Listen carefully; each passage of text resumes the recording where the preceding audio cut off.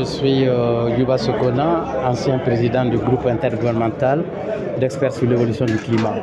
Ce que j'essaie d'expliquer cet après-midi, surtout à l'attention des jeunes, des étudiants, c'est de montrer que dans le contexte africain, et en particulier un pays comme le Mali, on ne saurait faire la distinction entre changement climatique, énergie et développement.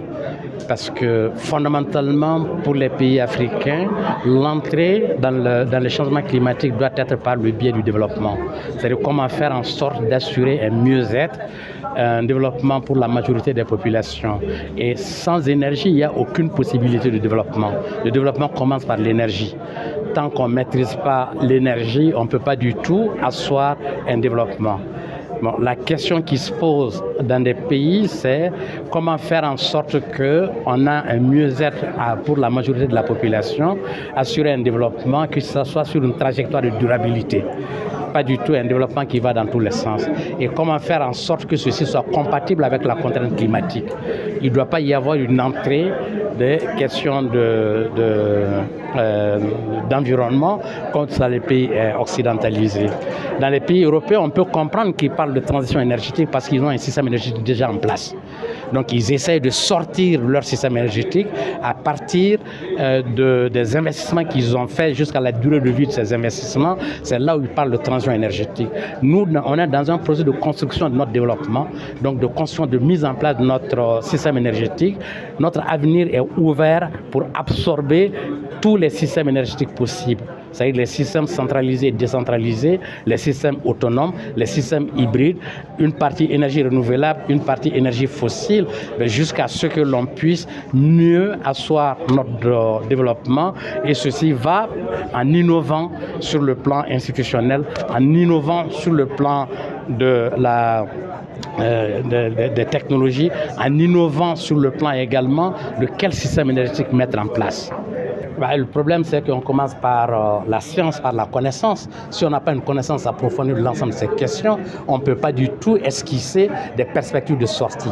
C'est pour ça que l'essentiel pour nous, c'est d'abord d'investir dans la connaissance, d'investir dans la compréhension du problème. Si on ne comprend pas le problème, on ne peut pas du tout en sortir. Et c'est ce que j'essaye d'expliquer, surtout à l'attention des jeunes.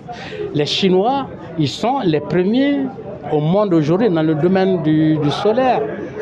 Comment ils sont arrivés ça? En 15 ans, les Chinois ne produisaient pas du tout d'équipements solaires. C'est dans 15 ans qu'ils l'ont fait. Ils ont investi dans la connaissance. Ils ont investi dans la science et la technologie. Ils produisent 1 500 000 ingénieurs chinois par an. Ça, ce n'est pas de la théorie. Ça, ce n'est pas des recettes. C'est uniquement investir dans la connaissance. Une fois qu'on investit dans la connaissance, une fois qu'on investit également dans une compréhension des problèmes. Parce qu'on ne peut pas du tout détacher les solutions à apporter à un environnement que l'on ne maîtrise pas. Parce qu'il faut contextualiser l'approche de l'ensemble de ces questions, que ce soit les questions de développement, que ce soit des questions énergétiques, que ce soit des questions de climat. Malheureusement, on a un biais dans le contexte des pays africains, par un mimétisme des pays occidentaux. On a tendance à confondre la question du climat avec la question de l'environnement. L'environnement est une partie de la question du climat, mais ce n'est pas la question du climat. Ça va au-delà. C'est une question de développement d'abord. On essaie de les comprendre, il faut qu'on essaie de les analyser, il faut qu'on apporte les évidences que ça peut nous permettre de sortir de notre système agricole, d'un système dont la majorité des approches datent du 19e siècle. Il faut que l'on essaie également de voir comment on peut faire en sorte que nos artisans, comment on peut faire en sorte que nos petites et moyennes entreprises, ils peuvent avoir beaucoup plus de valeur ajoutée. Il faut réfléchir pour savoir également comment on peut exporter des produits à valeur ajoutée plutôt que des produits non finis. Donc, faire en sorte que le système énergétique serve beaucoup plus à la production. Et dans cela, on a tendance à penser que l'accès à l'énergie est une fin en soi. L'accès à l'énergie n'est qu'une étape. La deuxième étape, c'est l'utilisation finale de l'énergie. C'est l'usage énergétique. On a tendance à ne pas mettre l'accent sur les technologies d'utilisation finale de l'énergie, d'usage de l'énergie, qui est essentiel et fondamental.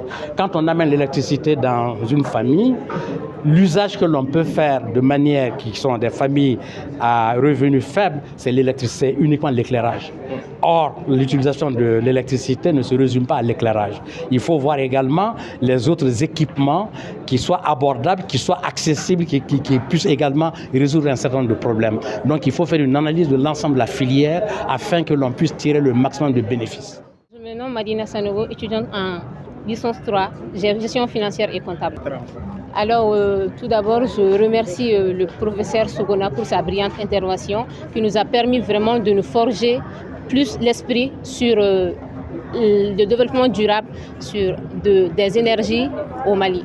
À travers son intervention, j'ai appris que le Mali, comme tous les autres pays d'Afrique, on doit plus se focaliser sur l'énergie renouvelable, qui est l'énergie d'avenir et l'énergie non épuisable, qui est là à durer à long terme, que sur les énergies fossiles. On doit minimiser l'utilisation de l'énergie fossile au profit de l'énergie renouvelable. Moi, je pense que c'est une très bonne initiative parce que ça nous permet à nous, jeunes, qui dans l'avenir prendront le contrôle de ce pays, de mettre en avant ces conseils, tout ce qu'on a appris à travers cette conférence. Merci.